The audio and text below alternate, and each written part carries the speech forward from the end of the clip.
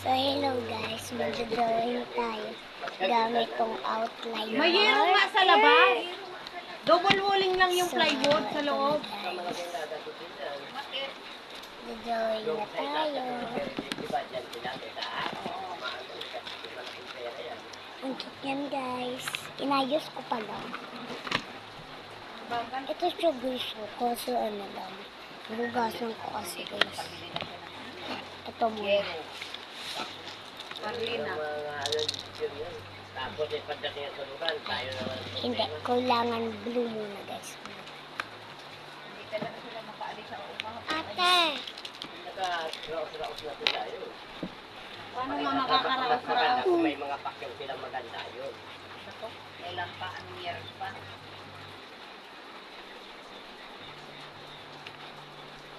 Oh yes, baby! Buhay niyo yung salita guys. L muna. Kaya naman yun. Ele. Elea. Tapos, Elea. Aya. Bina aya ayay.